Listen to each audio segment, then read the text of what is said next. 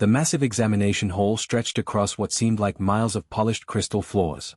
James Mitchell adjusted his simple blue uniform and tried not to stare at the incredible creatures surrounding him. To his left stood a being that looked like it was made entirely of flowing metal, its surface shifting and gleaming under the strange purple lights. On his right, something that resembled a giant jellyfish floated 3 feet off the ground, pulsing with soft rainbow colors that hurt to look at directly. James was the only human in a room filled with representatives from the most advanced civilizations in the galaxy. Some had tentacles instead of arms. Others had scales that sparkled like diamonds. A few didn't seem to have solid bodies at all, existing as clouds of glowing gas that somehow held their shape. Each species had been traveling between stars for thousands of years. Humans had only figured out faster-than-light travel about 50 years ago. The whispers started almost immediately. James couldn't understand the languages, but he knew they were talking about him. The metal being beside him made sounds like wind chimes in a storm. The jellyfish creature's colors shifted to what looked like angry reds and yellows. Even without speaking their languages, James could tell they thought he didn't belong here.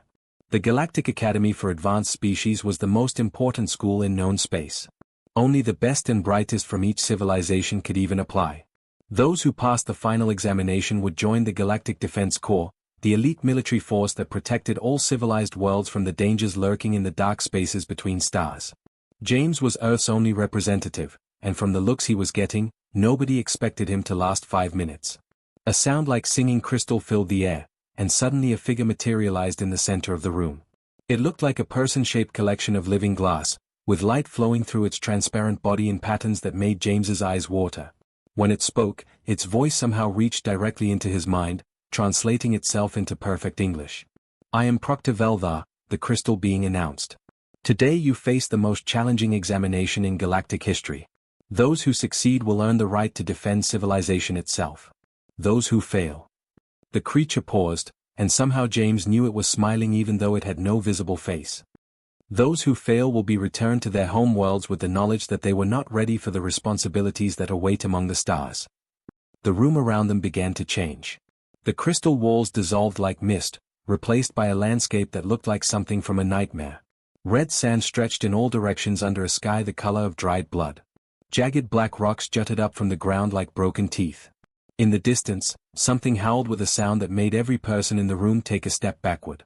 "Your examination begins now," Veldar continued, its crystal body beginning to fade away. "Somewhere in this environment lurks a void stalker, the most feared predator in known space. These creatures have destroyed entire colonies. They have ended civilizations. Your task is simple: survive for 1 standard hour, and you pass. Fail to survive." The proctor's voice trailed off, leaving the obvious conclusion hanging in the air like a threat.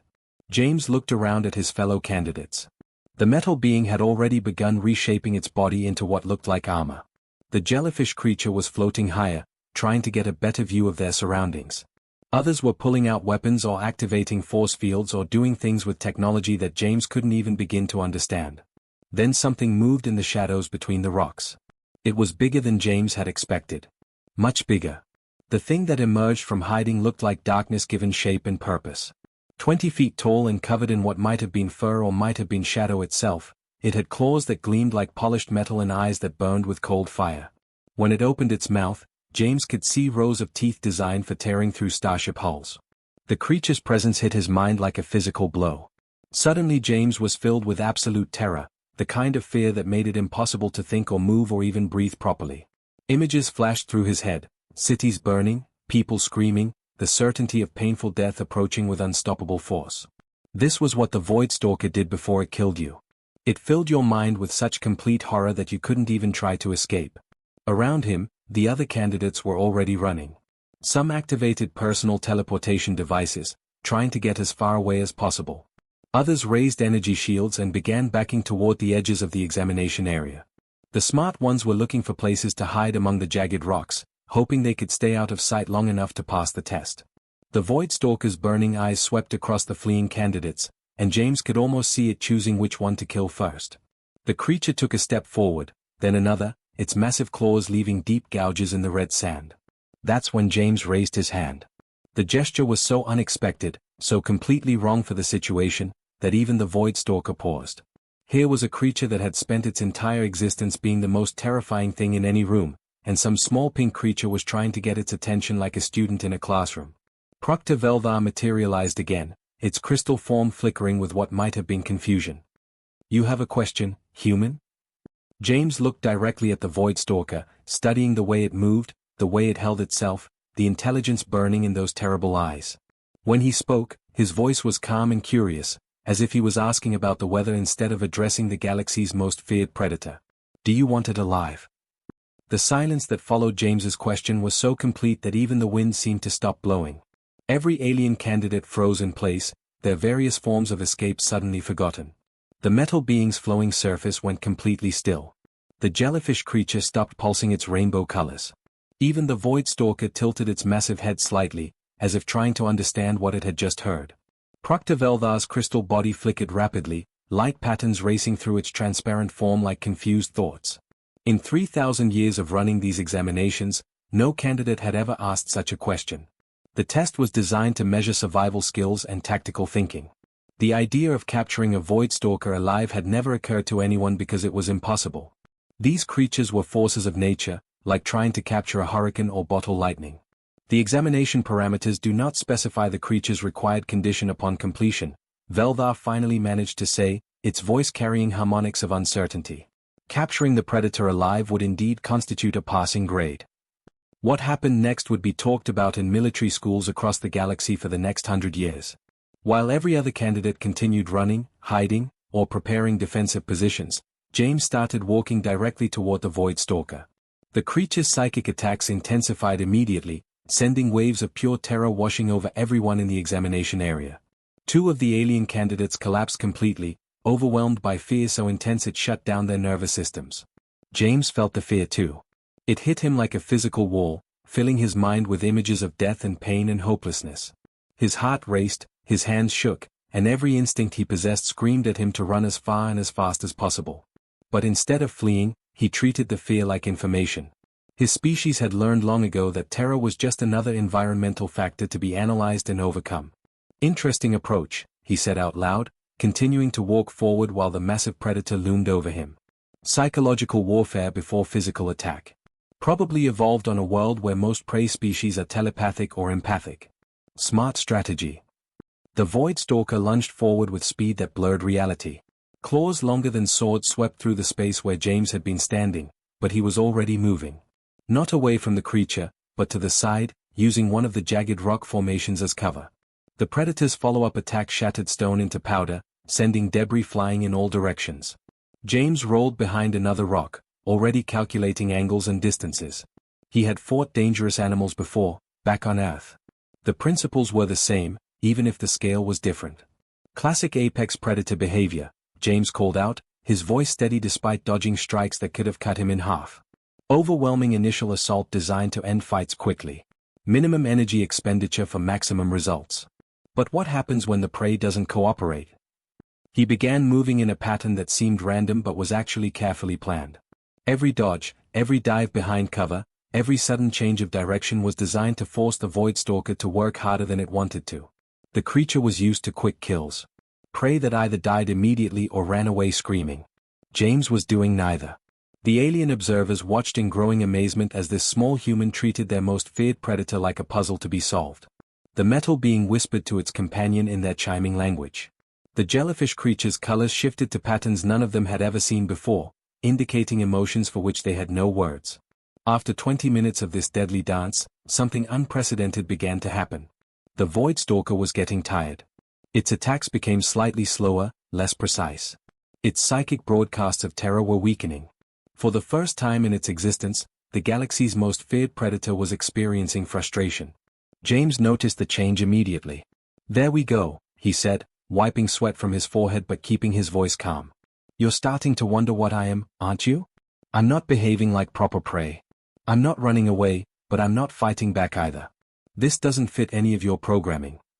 The creature stopped attacking and stood perfectly still, its burning eyes fixed on James with what could only be described as curiosity.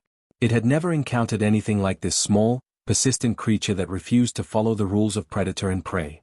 James began moving in a slow circle around the motionless Void Stalker, staying just out of reach but making no threatening gestures. "My species calls it persistence hunting," he explained to the fascinated audience.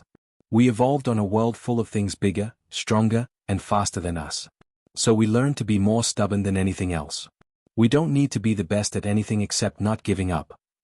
The Void Stalker's massive head tracked his movement, but its claws remained retracted. Something was changing in those terrible burning eyes. The rage and hunger were being replaced by something else entirely. The secret isn't being fearless, James continued, still circling. Fear keeps you alive. The secret is using fear as a tool instead of letting it use you. My heart is pounding, my hands are shaking, and every cell in my body wants to run away.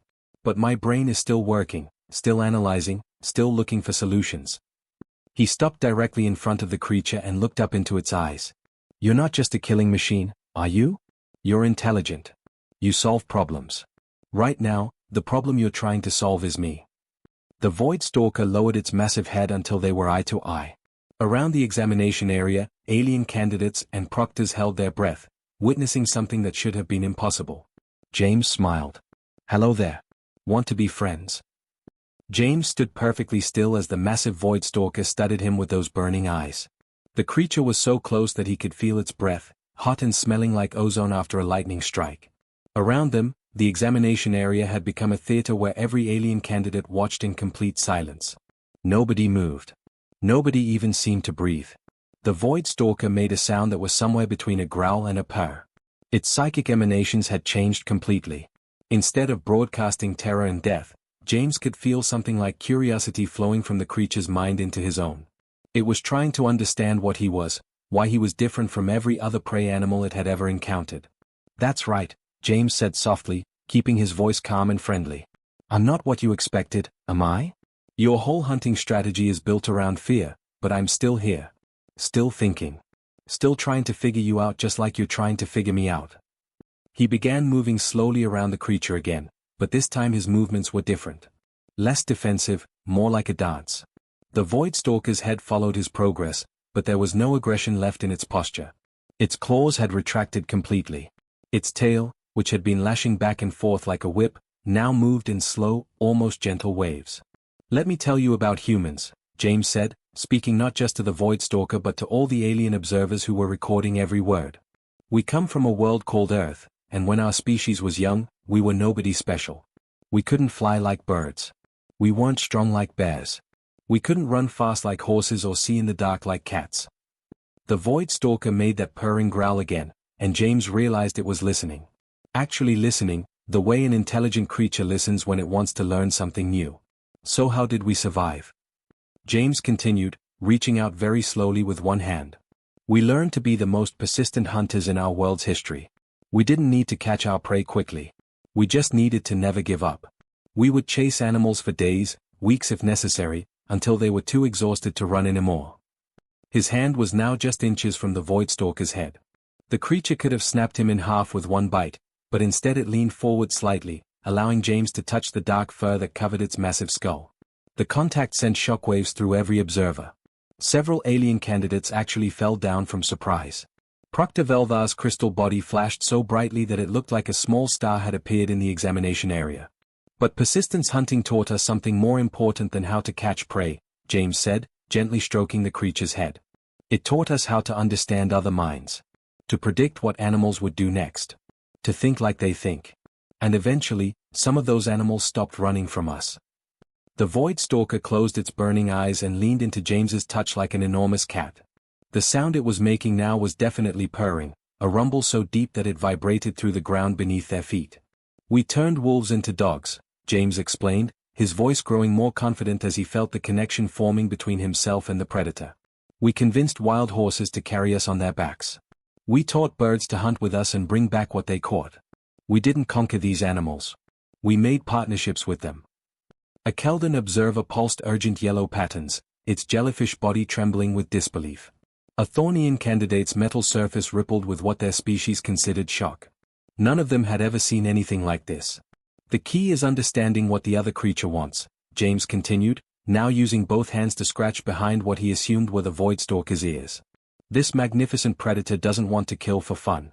It kills because it needs to eat, because it needs to defend territory, because that's what evolution taught it to do. But what if we could offer it something better? The creature opened its eyes and looked directly at James. There was intelligence there, real understanding. It was learning just as much about humans as James was learning about void stalkers. What if instead of spending all your energy hunting frightened prey that runs away, you had partners who could help you find better food? What if instead of being alone in the dark spaces between stars, you had a pack to belong to? James stepped back slightly and held out his hand, palm up, the way he might greet a friendly dog back home. What do you think? Want to try something new? The void stalker stared at his outstretched hand for a long moment.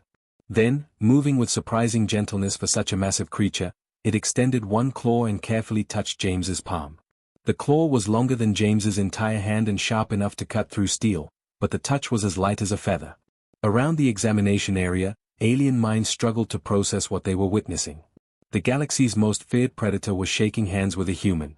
"Good boy," James said, smiling up at the creature. "I think I'm going to call you Rex. Do you like that name?" Rex the Void Stalker made a sound that might have been agreement. Then he did something that made every alien observer question everything they thought they knew about the universe. He wagged his tail. The emergency meetings began before the examination was even officially over. Across the galaxy, communication networks buzzed with impossible news. A human had done something that violated every known law of predator behavior. Video recordings of Lieutenant James Mitchell petting a void stalker spread through diplomatic channels faster than light itself. Ambassador Elizabeth Harrison found herself standing in the Great Assembly Hall of the Galactic Council much sooner than anyone had planned. The massive chamber was filled with representatives from hundreds of different species, all talking at once in languages that sounded like music, machinery, or natural disasters. The translation systems were working overtime to keep up with the chaos. In a special observation area beside the main floor, Rex lay contentedly next to James's chair. The former Void Stalker had been fitted with a collar that identified him as a diplomatic guest, though most of the alien delegates gave him a very wide space. Every few minutes, Rex would make his deep purring sound, and several representatives would jump nervously. "The creature shows complete loyalty to the human," reported Dr. Kethvar, a scientist whose tentacles waved excitedly as he spoke. "It responds to verbal commands, shows protective behavior, and demonstrates problem-solving abilities we never knew existed in apex predators. The human calls it Rex, and it actually seems to recognize that as its name." General Thorne from the Rigelian Defense Force stood up, his blue-scaled body rigid with military discipline.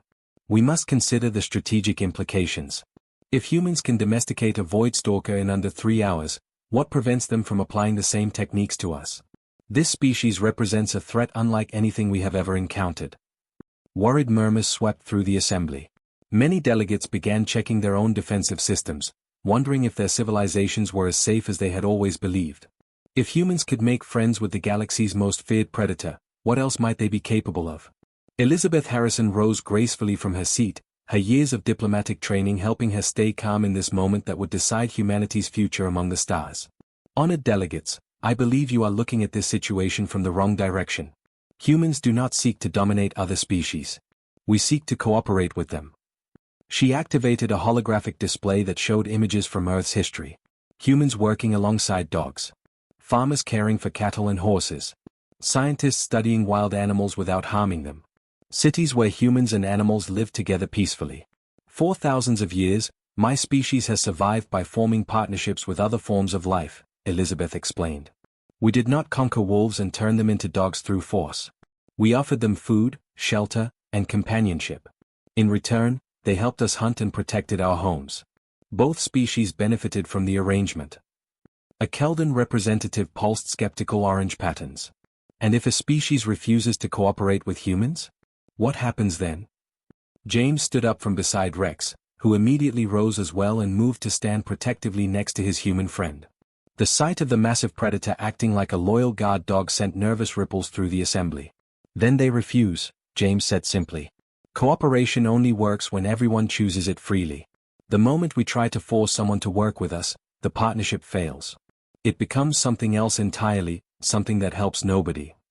He gestured toward Rex, who was making soft rumbling sounds that somehow managed to be both terrifying and comforting at the same time.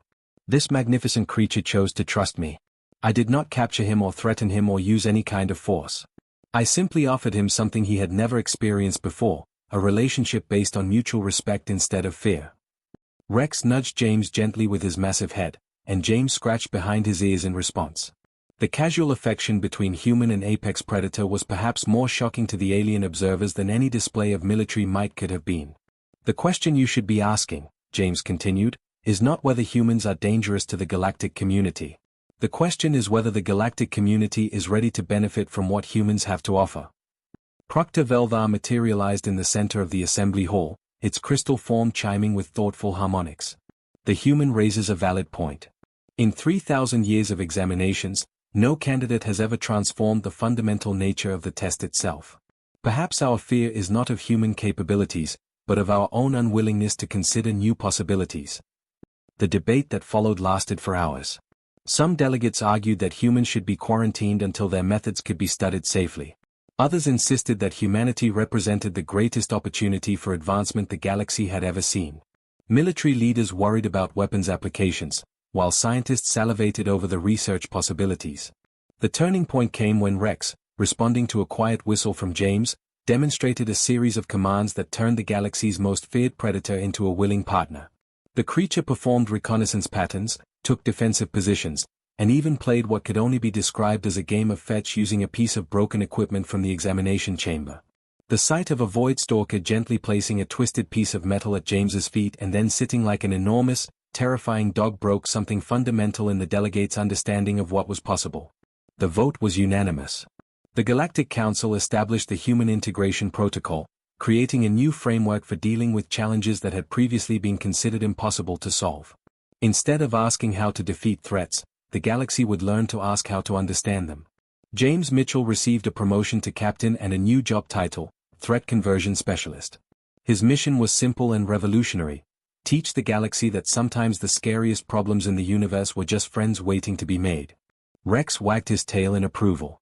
6 months later, Captain James Mitchell stood in the training facility of the newly built Human Integration Center, watching his first class of alien students try to apply human methods to their own home-world problems. The results were both encouraging and entertaining. A Thornian officer named Clickstar was currently being chased around the practice area by a holographic metal render, one of his planet's most dangerous predators. The creature looked like a living buzzsaw with teeth, spinning through the air while making sounds like a factory explosion. Clickstar had been trying to communicate with it for 20 minutes, but mostly he was just running and shouting apologies. Remember, James called out to his struggling student, it's not about being faster or stronger. It's about understanding what the creature actually wants. Why does it attack? What does it get from that behavior? Clickstar managed to dive behind a barrier just as the metal render spun past, its blade-like appendages carving chunks out of the protective wall. It wants to cut things, he yelled back, his metallic voice ringing with panic. Good start, James replied. But why does it want to cut things? What purpose does that serve? While Clickstar pondered this question, James looked around at his other students. A jellyfish like Keldon was having better luck with her simulation, actually managing to convince a plasma WYM to redirect its fire-breathing tendencies toward melting asteroids instead of destroying colonies. Her bioluminescent patterns were flickering with pride and excitement. Through the large windows that surrounded the training area, Rex and his 3 companions could be seen patrolling the facility's outer boundaries. The sight of 4 void stalkers working as security guards still made visiting dignitaries extremely nervous, but they were remarkably effective. Nothing hostile had gotten within 10 miles of the integration center since they had started their patrols. Captain Mitchell, interrupted Lieutenant Thomas Wright, James's assistant. We have another request. This time it's from the Vega system. They're dealing with something called a mind shredder, and their military wants to know if our methods might work. James nodded, making a note on his data pad. 6 months ago, he had been just another human trying to pass a military exam. Now he was the galaxy's first threat conversion specialist, and requests for help arrived daily from star systems across known space. Every week brought new challenges: hostile creatures, dangerous environments, even artificial intelligences that had gone wrong and needed to be convinced to behave properly. The approach didn't always work. Some threats were genuinely incompatible with peaceful coexistence. But the success rate was high enough that the Galactic Defense Corps had created an entire new department based on human principles. Instead of automatically preparing for war, they now asked whether cooperation might be possible first. Captain. Clickstar's voice echoed across the training area. I think I understand. James looked over to see the Thornian officer standing calmly in front of the metal render, which had stopped spinning and was hovering motionless in the air. The creature's blade-like appendages were still extended, but they were no longer moving in attack patterns. "It doesn't want to hurt anyone," Clickstar explained, his excitement making his metallic surface shimmer. "It's a maintenance creature. It cuts things because it's trying to fix them, to make them better. When it attacks people, it's because it thinks we're broken and need to be repaired." "Excellent," James said, genuinely impressed. "And how might you use that information?" Clickstar reached into his equipment pack and pulled out a piece of damaged machinery from his home world. He held it up toward the metal render, which immediately focused all its attention on the broken device. Within seconds, the creature had carefully taken the machinery apart and began reassembling it with precision that would make a master engineer jealous. "Partnership instead of conflict," Clickstar said with satisfaction. "Give it something that actually needs fixing, and it becomes the most helpful creature in the galaxy." James smiled and made another note. Another successful conversion. Another problem transformed into an opportunity. Dr. Margaret Foster, Earth's leading expert on alien biology, appeared at James's side carrying a data pad covered in complex charts and graphs. "The Void Stalker pack dynamics are fascinating," she reported. "Rex has established himself as the pack leader, but he defers to you on all strategic decisions. They've developed their own communication system that combines their natural psychic abilities with the symbolic language we taught them." "Any problems?" James asked. "Well, they keep bringing us presents," Margaret said with a slightly strained smile. "Yesterday Rex dragged in what appeared to be a complete starship engine. Apparently he thought we needed it. We're running out of storage space for their gifts." Through the window, James could see Rex approaching the building with something large and metallic clutched gently in his massive jaws. Another present, no doubt. The former apex predator had developed an almost obsessive desire to be helpful, which was both touching and occasionally problematic when his idea of helpful involved dragging space debris across several star systems. Ambassador Elizabeth Harrison entered the training facility, reviewing the latest diplomatic communications on her tablet. "The Galactic Council wants to establish integration centers in 15 more systems," she announced. "Word is spreading that humans have developed reliable methods for making friends with the impossible." James watched his students work with their various simulated challenges, seeing impossible partnerships form before his eyes. A Keldan officer was teaching a holographic thought eater to use its mind-reading abilities for translation services instead of driving people insane. A gas being from the nebula colonies was convincing a simulated dark matter entity to help with faster-than-light communication rather than consuming entire solar systems. "You know what the real secret is?" James asked Elizabeth, gesturing toward the training ground where miracles were becoming routine. "What's that?" "We don't actually do anything special. We just ask different questions." He pointed to where Clickstar was now working alongside his metal render to repair damaged equipment, both of them clearly enjoying the collaboration. "Every other species looks at a threat and asks, how do we destroy this?